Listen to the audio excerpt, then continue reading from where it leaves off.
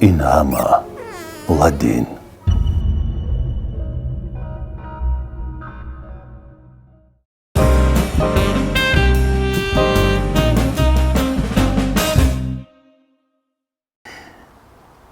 سلام عزیزان دلی، من مطمئنم که خیلی خوبید. در هر جایی که هستید برنامه نوبتی رو پیشکش شما می‌سازیم. مهمون امروز برنامه ما شکرانه بهادر. سلام عرض میکنم برشون. سلام. امروز من میخواهم که با تماشابینان شبکه خودم، عزیزان دلی من که اینجا ما رو میبینند، تو رو معرفی بکنم. شکرانه. تشکر. میخواهم اولا قبل از شروع یک سرود زمزمه بکنیم. از اوج سما نگفتم ستاره چینی، یک دست گل بیاری و برم نشینی، یک حرف محبتی تو بر دلم کفایه، عاشق که شدم برای من تو بهترینی، یک حرف محبتی تو بر دلم کفایه، عاشق که شدم برای من تو بهترینی، ای یار قشنگم با این دل تنگم، هنگام و افسانه نکن رنگ برنگم، ای یار قشنگم با این دل تنگم، هنگام و افسانه نکن رنگ برنگم، ای رنگ برنگم. این از یکی از کارهای بسیار فراموش نشونده دوران رحمتزاده است. این رو من در یوتیوب دیدم. در اجرای شکرانه شما سر بزنید، یاری قشنگم این طور عنوان شده است. در یوتیوب بیدارید و تماشا بکنید. شکرانه، چه خیلی اومدی تا اینجا رسیدی؟ صحنه هنر رو در نظر دارم و میدانی سوشال مدیا را، چون میبینم که در اینستاگرام تعقیبگرانی زیاد داری. در سال 2017 من در کنسرواتوار ملی دکومنت‌های خدمت بردم و در اونجا داخل شدم. بله، خانگی روزی نبودن که من روی صحنه برم. بعد ختم مکتب یک 4-5 ماه تحصیل کردم در اونجا. قطع کردن خانگی، نخواستن که در بخش آوازخوانی؟ بله ها، نخواستن که من روی صحنه برم در اونجا بخونم. خانگی میخواستن که من دکتر شوم، اما من خودم دکتر میترسم. صنعت از خوردی در دل ما جای بود. دیگر به شوهر برآمدم، قفای زندگی یک چند سال. حالا به اینجا میرسیم. چرا اهل خاندان نماندند؟ پدر چیکار است، مادر چیکار است؟ چرا نماندند؟ از خاطری که من در اویله یک فرزند هستم و میخواستن که من دکتر باشم. یک دختر؟ بله. دیگر برادر و خواهر؟ نه، یک دختر. میخواستن که من دکتر باشم. پدر چیکار است؟ پدر صاحب کار. مادر چی؟ مادر خانه میشنه. خانه میشنه. چرا یک نفر این با سایر اویله های تاجیکی مانند نیست که یک فرزند تولد بشود؟ کاری پروردگار میخواستن که بسیار فرزند تولد شود، نشد. تنها بودن دشوار نیست در یک؟ دشوار است. چی دشواری دارد؟ بسیار روزای سختی که میخواستم که در همون روزا یک خواهر داشته باشم یا که یگان اپا داشته باشم که کمک کند به من.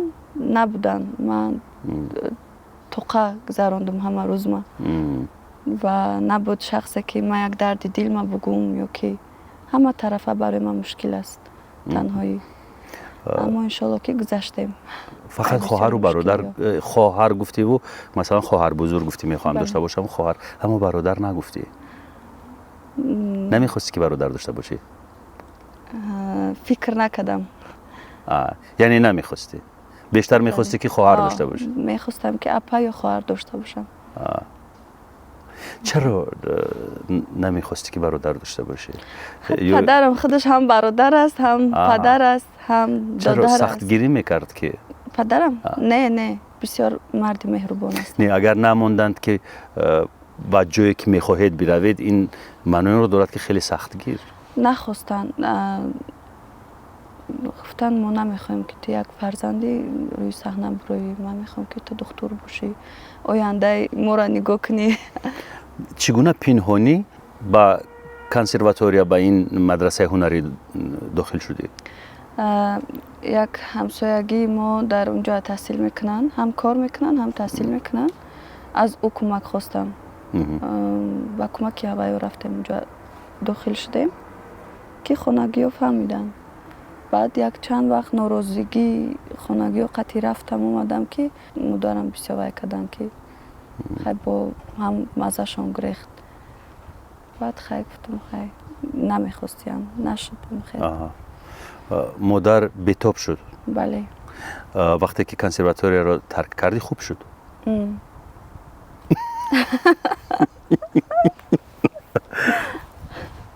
عجب.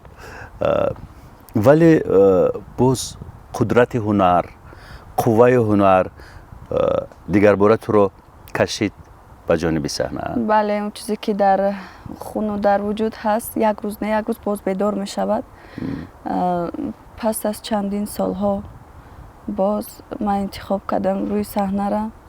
خیلی باز هم باز ناراضگی پدر و مادر بود، ولی دیگر فکر میکردم که من دیگر کار پیش بردن نمیتونم، برای که به مثل میگن خوابی این امی کسب دوست می داشته ما در دل ما از خورده بود. به همین خاطر همین راه انتخاب کردم و خیلی بعد دوستداری و با زوره و به همین خیلی پیش بردم. حالی مخلصی اولین پدر مادر بجای یک سروده که میبره یکم اویا گوش میکنن. بعد میدرم میگم چی گوش کرده است این خشم مرا؟ قبول کردن؟ بله قبول کردن. خیلی دشوار است اما قبول کردن. قبول کردن. چی گفتند؟ هیچی ما نگفتن. یک سال ناراضگی پدر مادر قطعی روی صحنه برآمدم. بعد دیدن که پیشروی موفقیت، بعد دیدن که صنعت هم یک پاکی خودش داره. مقصد که همه چی جا بجا است. من نمیدونم در فکری بیا چی بود برای صحنه برآمدن من. بیا میفهمم که دشوار است. تقریبا من میتوانم بگویم که در فکرشون چی بود، چی خطور میکرد در ذهنشون. میگفتند که شاید خود به خود میانی هم صنعتکاران عیاشند، عیش و عشرت میکنند، بیراهند، اما این وابسته از انسان است. شکرانه خودت میدانی انسان در داخل حماقت در میانی ناپاکی میتواند پاکیزگی خود را نگاه دارد اگر بخواهد. بله از خود انسان وابسته است. هستند انسان هایی که در دیگر ساحه در دیگر کسب کار میکنند ولی ناپاکند. درست. کسب و کار با عمل انسان هیچ رابطه ندارد. تصمیم گیرنده انسان خودش است و خوب که این رو فهمیدند. خیلی بگذشت زمان فهمیدن، دیدن مقصد همکارو قطعی باز اشتراک هم کردن در یک چند کلیپ کردن من که من چقدر عذاب میکشم. اومدند نشستند؟ بله، ما در یک کلیپ منا کردیم، همراه اویله رفتیم. در اونجا نوار بردار برهان سفر بود. رفتیم اونجا در اینقدر هوای گرم آفتاب، لباس غوث پوش، لباس ایسر ایخلکه خیلی دیدن که همه چی جمع و جوره، ناپاکی نداره. و همین خاطر خیلی تسلیم شدن. بعد ازیر همین چی سروده که میبره یکم همیها گوش میکنن، راضیان، دعا میتین، شکری پروردگار دلشون یافتم. بعد با دعای پدر و مادر اینا انشالله من حس کرده استم که موفق شده استم، پیشرفت استم. شکر خدا الحمدلله. شکرانه. خیلی ها میگویند که دختر از شوهرش جدا شد یا رقاصه می شود یا آوازخوان می شود، ولی در زندگی تو این گونه نیست. تو از اول میخواستی که سراینده باشی، شامل شدی با کنسرواتوری این مدرسه هنری، 5 ماه خواندی و ترک کردی و بعد گفتی که شوهرت دادن. بله همین خیلی شد. میایم سر این موضوع که چرا شوهر کردی و چرا ازدواج شما برهم خورد. ولی قبل از میخوام یک سرود زمزمه بکنیم بعد، چون که شاید در این میان به احساسات داده بشوی تبت خیره شود، برای همین میخوام که پیشک اول یک سرود بخونیم. باشه. غم دارد دلم غم دارد دلم غم، باور نکن دوباره وفای ناکساره. باور نکه دوست، باور نکه دوست. نم داره چشمم نم داره چشمم نم، این اشکی من قطاره قلبم شده صد پاره بر شکوه بیدرد باور نکهی دوست بر شکوه بیدرد باور نکهی دوست. میخوای من اینجا رو ببینی؟ بله. هیچ وقت ندیدیش؟ در خوردی دیده بودم. چون همسایگیمون استاد کریولو حکیموف بود. ما خورد بودیم و یا می اومدن خونشون مشق میکردن و برای سرود وی. اصلا از همونجا همین چی میگن ذوقی صنعتکاری در دل من از همونجا جوشید. خوردی که ما خورد بودیم در همسایگی استاد کریولو حکیموف. بسیاری صنعتکارا می اومدن ما در رو بر روی ویا زندگی میکردیم. من رفتم خانه ذکری‌الله در اون محله شما در 65 بودیم. اول بله من خورد بودم در 65. من فکر کردم که محله که حالا زندگی میکنم. ما خورد بودیم همه صنعتکارا را همونجا میدیدم. میرفتم میومدن اونجا در مشق میکردن همین صدای بلند و از همونجا ذوق پیدا شد. انا معلوم شد که کی گناهگار بوده است. پدر مادر تو باید پیش کی بدوند. ذکری‌الله حکیموف سبب روی صحنه آمدن شکرانه بوده است. کی می اومد اونجا؟ تقریبا همه می اومدن. فخرالدین ملک بود همراه یک چند خارجی اکای بختیار بود. بسیاری هنرمندا می اومدن. نازیه بود، محمد رفیع بود که در وقت بسیارتر خانه و یا رفت آمد داشتن چون که استاد ذکری‌الله آهنگ میبندن سخن می نویسن. بسیاری صنعتکارا خانه‌شان میرفتن. سهرابی محمود بود، عالمی محمود بود. یک پیشک اینجا آمده است. من از نواربردار خواهش میکنم که یک کمی غذا اونجا مانده است با پیشک بدین. این پیشک در دوری شکرانه میگردد. فهمیده که من پیشک دوست دارم. خانه دارم ممکن باشه فهمیده باشه. پیشک داری؟ دارم. یک بچه حس میکنن بوشه میفهمن. این خیلی جالب است. همسایه ذکری‌الله بودید؟ بله باز بعد چند سال باز همین خیل شد. ما از اون محله به دیگه محله گذشتیم. با ایجاد همسایگیمون شد. قفای خانه ما در زندگی میکنن. ذکری‌الله؟ بله. و با مادرم یک خش تباری دوری هم دارن. همین آهنگ خواهش کردم که من بخونم به خاطر که خودشان همین آهنگ کرده بودن برای استاد منیژه. بعد من یک چند سال پیش دیده بودم تقریبا 10-13 سال پیش بود که منیژه این رو در یک توی زمزمه میکنن زنده. بله همین چیز در دلم بود. من میخواستم بخونم ولی میترسیدم. مقصد سرودی من نیست مولی من نیست. بله بعد یک روز در یک محفلی خانه خودشان برخوردیم. بعد من خواهش کردم که همین سرود خانه ذکری‌الله؟ بله بعد خواهش کردم که همین سرود من در سخت مقوله استاد اگر شما راضی باشین من یک زمزمش کنم برورم. گفتن که با شرط میشود که ارانژировکش یعقوب کنند. بعد دیگه خیلی راضی شدن. ما هم قفای کاشتیم برآمد سرود. یعقوب تنظیم کرد؟ بله. یعقوب عبداللهیف یکی از تنظیمگرانی به همتای کشورمان. سپاس به یعقوب. بالاخره دیگر هیچ کسی چی نگفت؟ ولی من باز میخواستم که استاد منیژه هم یک بار سوال کنم چون که من بسیار احترامشون میکنم. ما مکتبی منیژه ایم. نکی من یکان خیلی نتونستم برآمده. یک آهنگ دیگه شون هم معقول بود ولی نتونستم من استاد منیژه را ببینم. کدام ترانه؟ نمی و آبکی دریا روان است. صدای خودشون قطعی. اصلا این رو هنرمند مردمی تاجیکستان حیاتای مومینوو اول خوانده بود. منیژه برای حیاتای تقدیم کرده بود. این ترانه داد و گرفتی مالی نداشت. منیژه توفه کرد با حیاتای مومینوو برای نبیرش. متنش رو من نوشتم و بعد زلیخا خواست که زلیخا وقتی که زمزمه منیژه رو شنید خواست که این رو در روزی تولدی پسرش تقدیم بکند و کمی متنش رو دیگر کردیم. با جای جانی بیبی جانی اوچه شد. همین گونه بهترین سرود بود. بسیاری بعد مدام پسند آمد. بسیار آدم قطعی برآمدم نتونستم که آهنگ گیرم. خیلی نصیبی اپای زلیخا. حالا تمام زندگی در پیش است. خیلی جوانی و شاید روزی میرسد که میبینی منیژه را انشالله. همکاری میکنی انشالله. باش و چطور شوهر کردی؟ راستی مرا ای کنسرواتوری از امو جای کنسرواتوری ملی برآوردن. در حال نمیخواستن مرا شوهر بتن، میخواستن که مرا در دانشگاه طبی داخل کنن، ولی من راضی نشدم. خیلی بعد جوانی کردیم شناس شدیم همه خیلی بعد تقریبا چند ماه گذشت با عشق و حال با وصال یک دیگر بله است. با شناسایی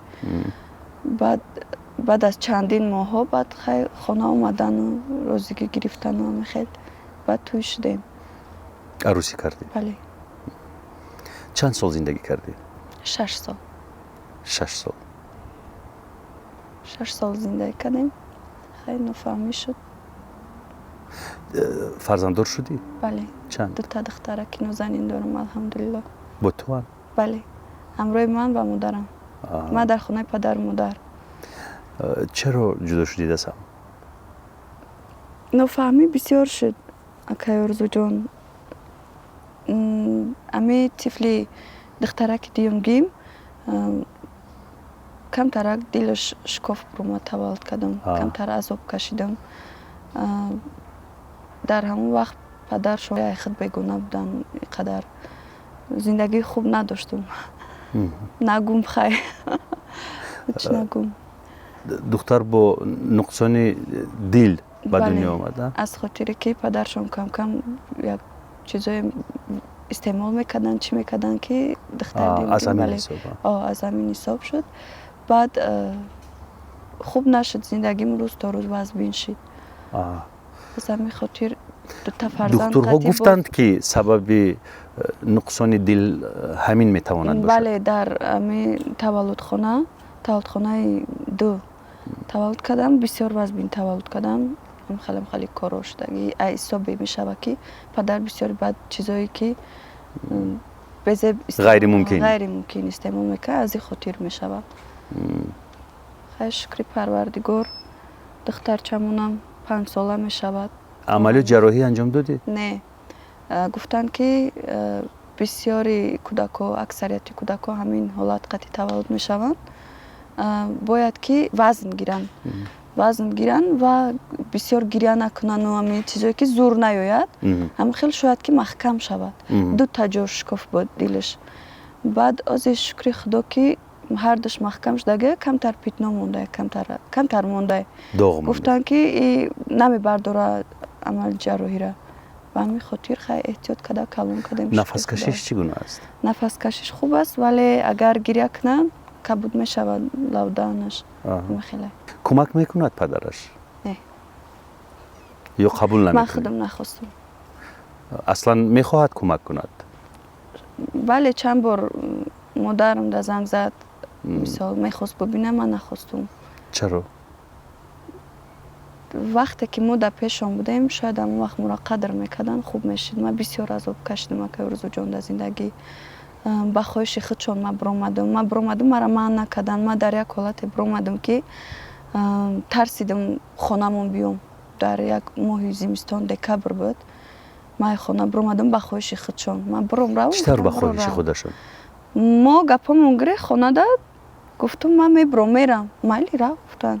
گفتم من یک چند سال اول همراه خسرخشتمان زندگی میکردیم بعداً جدا شدیم. زندگی جدا داشتید از خسرخشتمان؟ بعد زندگیمون بزیب شد. وقتی که ما جدا شدیم کاش که همین همراه خسرخشتمان خوب بود که میترسیدن از خانه بوده.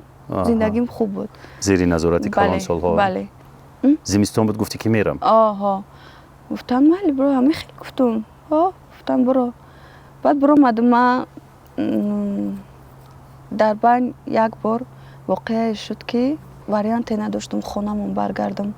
یک بار در بین مادرم مهمانی اومدن خونه. یک واقعه بزیب شد ایروی همه چیزایی که غیر ممکن میزدن شوهرم. واقعه بزیب شد. мара падар модарам омадан ай хона гирифтан гуфтан мо як фарзанд дорем духтари партоӣ надорем ки хеле зиндаги шумо дошта бошем. چی دیدند پدر و مادرت که این گونه حرف زدند؟ مادرم خانه در مهمونی اومده بودن حالتی بزبده دیدن شوهر مرا و دادم از زنگ زدن که نمیشوه این خیلی زندگی داشته ما راستی شوهر ما تو نمیگفتی به پدر؟ نه نمیگفتم چون که انتخابی ما بود من نمیدونستم که آینده ما چی میشوه من نمیدونستم که خیلی کارو میشوه و همین خاطر هیچی نمیگفتم خوب است وقتی که مادرم در حالت بزب دیدن شوهر ما دادم از زنگ زدن که نمیشوه بیاین بعد خیلی اومدن خانه در بسیار نفهمی کلان شد چیزای مرا جمع کردن خانه آوردن مرا خانه آوردن ما تقریبا 1 ماه خانه مونده ایستادم بعد خیلی همه همسایه‌ها چخلیان یک روز دو روز شب گفتم مهمونی است دیگر 1 هفته زیاد الکی همسایه اینترس نشد که چی با اومده باشه چه خیلی اصلا کارشون چی؟ بله بعد هر روز در خانه گریه میکردم که و انا همسایه فهمیدن که من جدا شدم و میخیل خیلی راستی جوابی مرا نداده بودن با پس گشتی؟ بعد 1 ماه همه خیلی من در خانه پدر مادر بودم ولی زنگ میزدن می نوشتن خیلی دیگر تکرار نمیشود بیا زندگی ما دوام تیم خیلی با خیمه قد جوانی کردم که یک روزی جمعه بود نماز جمعه پدر میروند و مادرم همراه همسایه خانه همسایه نان بسته استن من زنگ میزنم که بیا تیزو ما گیرو گریزیم بعد خیلی کودکای گرفتیم بوسای گرفتیم خیلی خانه رفتیم نگفته هیچی که یگان جنگ و جنجالی سخت نشود در خانه دور از چشمی پدر و مادر؟ بله بعد ما تلفنم کشتم و یک چند روز 2 روز 3 روز بعد دلم تنگ شد خانه ده با یک روز مادرم زنگ زدم گریه کردم که دلم برایش تنگ شد و مادرم گفتن که خیلی بیروزگی پدر زندگی خوب نمیشود دوی پدر تا بگیر بچم ما هم راضیم که زندگی تو خوب باشه هیچ پدر و مادر نمیخواد که فرزندش از زندگی جدا کنه مثال نکی خیلی حالت خودت دیدی قدر تا باوردی ما نمیدونستیم تو در این حالت زندگی میکنی دل ما برای تو سوخت تو برای ما یک تایی جان ما مقصد زیادتر ما هیچ طور تاب نداریم ببینیم با همین خاطر خیلی ما با یک چند وقت زندگی کردم و خواهش کردم از شوهرم که رویم دوی پدر مادر گیریم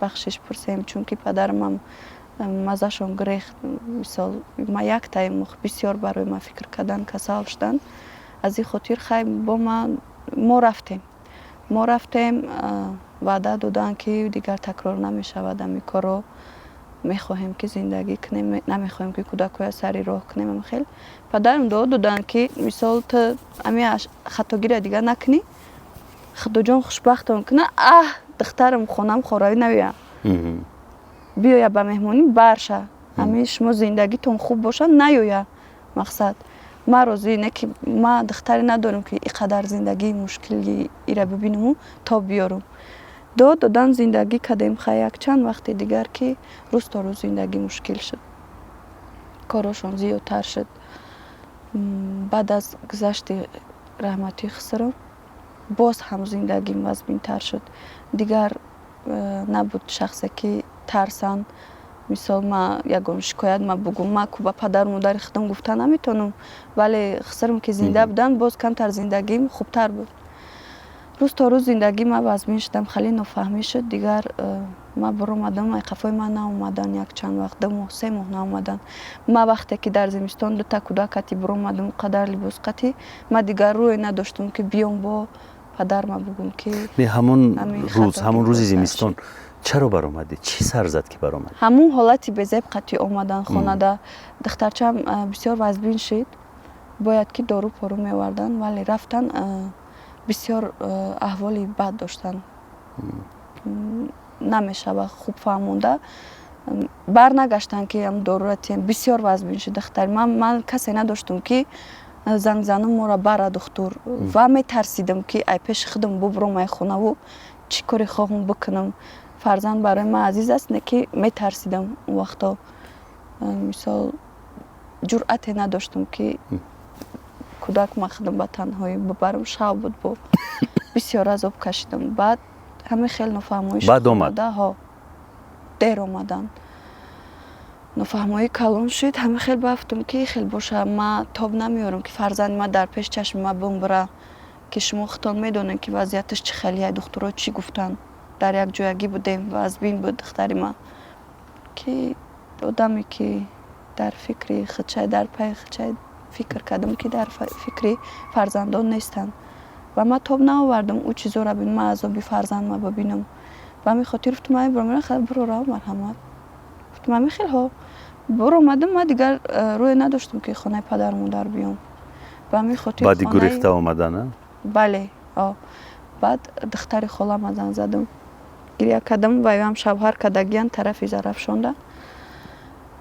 خواهش کردم که هیچ کس نفهمه مرا در خانه یک چند وقت مهمان کن. ما خیلی چیز چوره. بعد شوهرشون قطعی اومدن ماشین ما گرفتن خانه دختر خالم در یک چند وقت موندم. مادر زنگ میزد خوب رحمت خانه در خیلی خیلی. مادر ما خوابای بزبری دستم بچم خواتیرم همیته چه خیلی هستی کودکات سازن. شکر ساز کودکات می دادم آوازی میدچه می بروردم همین خیلی و فند و فریب یک دو ماه در خانه خالم. همین خیلی یک روز مادر زنگ میزند که ما در تای خانه‌تم درم میزنم هیچ کس روی نمیکنه. ما مهمونی اومدم هیچ کس روی نمیکنه. گفتم که ما در بازارم. گفتن که خیلی باشه من همینجا میشینم تو بیا. نگفتن که من خانه میرم. گفتم من همینجا میشینم تو بیا. من گفتم کشتم تلفن قیس دادم دیگه نمیدونم چی کنم. بعد زنگ زده گریه کردم حالتی کار فهموندم. خیلی خیلی مادرم давлениёшон фишоршон баланд шуд. گفتم که بفایده همین آدم گفتن مقصد یگان چی جنگ و جنجال مادر ما نمیخوام که بین ما جنگ شوم چیز همین چیزی که نمیشه نشد. من برو اومدم دیگه نمیتونم زندگی کردن. مقصد که نمیدونم چه پدر ما بفهمونم از ترس مقصد پدرم نتونستم خانه بیایم همین قدر وقت در خانه خالم. خیلی بعد فشاری خونشون بلند شد. یک روز قدیم درم خانه خالم ایستادم. یک فکر و یک مسئولیت خوب دا اومدیم و خیلی از تک رفتن خانه. گفتن که بیا بریم من نرفتم. گفتم اول پدر خیلی فهمونن که یگان گپی کلان نشود. نمیخواستم جنگ و جنجال خیلی چون که من خشتمان من بسیار انسانی خوبن دوستشان میدارم و حالم دوستشان میدارم دوست میداشتم بسیار انسانی خوبن. با همین خاطر نمیخواستم که نفهمی کلان شود. آوردن مرا خانه همین خیلی در خانه. بعد شروع کردم زندگی نو. نخواستن پدر مادر که خانه داماد بیاید و با آنها زندگی بکنند؟ من خودم نخواستم. چه خیلی میشه میخواستن پدر و مادر که خانه داماد میخواستم ولی ما از خورد سالی میگفتن خیلی که یک داماد بیام که خانه دامادش کنم بچه من شوه ما دختر نتیم بچه بگیریم. همین خیلی خودت نخواستی؟ بله نخواستم. چی رو نخواستی؟ نخواستم که خیلی نمیشه در نزد پدر و مادر چه خیلی زندگی کردن برای من. بچه میشدم خیلی گفت دیگه. خیلی زندگی نو شروع شد. بله. بعد فکر کردم که چی آغاز کنم صنعت ما. بعد بسیار که از سبب که قطعه پای زلیخا میشته من موزیکانتاشون هم میشناختم اکای جمشید و اینو. بعد اکای جمشید یافتم زنگ زدم گفتم اکا جان من میخوام که روی صحنه ببرم ولی با انتخابی که پروفسیونالی یعنی که نمیخوام که یگان سرودایی که خانم که دیگه خیلی مردم مرا قبول کنن. بله سبک باشد. مرا نزد یگان آدمی ببرید که مرا سرود و آهنگای پروفسیونالی بتن که من بخونم و زودتر موفق شوم. این خیلی فکر کردم. ما با خوردیم اومدیم نزد شما نزد اکای دوران اول رفتیم. بعد امی اولین ترانه که اوج سما بود زمزمش کردم این بود و یک ترانه دیگر هم داده بودن. بعد علاقه شناختن. بعد شرکت سروش میدیا مرا بردن. یادم هست با رهبر شرکت سروش میدیا با ظهور شو بله پیش ما آمده بودی در مسئله های همکاری بله بله و تصمیم پیش بردن کارهای شما رو خودی ظهور شو گرفته بود آن بله زمان بله و شما کمک میکرد. ها ما همین وقتی کلیپ یکم کردم در اونجا هنرمندا وای بود اکای حسن چیله بودم اینو بله. بعد بردن مرا شناس کردن همراه اکای ظهور شو شناس کردن ما شروع کردیم کارا خیلی صدای مرا در اونجا چند بار سنجیدن و دیدن که خیلی خوب است شروع کردیم همکاری را اولین باری که ما پیش شاعر و آهنگساز رفتیم شما بودین اومدیم همینجا بود بله. اومدیم ما دو تا آهنگ شما گرفتیم انتخاب کرده بعد رفتیم یک آهنگش همورا باید که کلیپش زور شو میکرد کدنو در سطح عالی نه ولی دیر بسیار دیر کشید و من میخواستم که من نو صحنه‌ام نو ایجادکارم باید که روی هم زود شود که تستر موفق شوم فکری من ای بود و یا به حضوری بعد همه خیلی نفهمای بسیار شد بین ما و دلی من نشید کاری ما با دلی ویو نشید همه خیلی ما گپامون گریخ با بعد گفتم که دو تا می آهنگی که ما برای تو گرفتم را تو نمیخونی ظهور شو گفت. بله این برای من بسیار مشکل بود بسیار سخت ناامید شدم بعد خیلی گریه کده برآمدم ترانه ها از دست رفتن ترانه ها از دست رفتن گریه کده برآمدیم در نوچوری بعد استاد ظفر یک آهنگساز است که بسیار میشناسم. بله ویا را زنگ زدیم گفتیم که من میخوام که یک آهنگ خوب برای ما تیار کنین که من باید برارمش بعد ویا مرا هم آهنگ خوب دادن و هم شرکت پنشر میدیا اکای علمراد قطعی شناس کردن با شروع کردیم اکای علمراد قطعی کارا بعد سر کردم هر شاعر و آهنگسازا سرود گرفته روش کار فهمیدم یک نوار برداران قطعی شناس یک عکس دیگرت نشر شد که در بغل زلیخا سرمانده ای اون کدام حالت بود؟ یک حالتی بود که خیلی مایوس بودی خیال کردم اون عکس رو وقتی که دیدم که در بغل زلیخا سرمانده. این صنعت بسیار دشوار است اکا جان بسیار عذاب کشیدم چون که اپای زلیخا مرا بسیار کمک میکنن ما میگن ایخک پیش وای رو پیش این رو ای خیلی کارا که مثال یا که در انتخابی سرود و آهنگا بسیار کمک میکنن که این میگذرد یا نه مرا بسیار کمک کردگن اپای زلیخا با همین خاطر یک روزی بود که ما باید که در شبکه اول برآمد کنم سحر ولی سرودی مرا تیار نکردن از اونجا خواستن که سرود اول ما گوش کنیم برای که ما در نوار هر چیز افرده سر نمیتیم سرود تیار نبود ما سحر علاقه برآمد دارم سرودی ما تیار نیست تلفن مرا نمیبردارن همه خیلی بسیار حالتی وضع داشتم بعد خونه زنگ زدم اپای زلیخا که ای حج آمدگی بودن هم با دیدارشان رفتم چی میگن زیارت بله رفتم همون لحظه بود که ما گپ زدیم همونجا گفتم مانده شدم اپا جان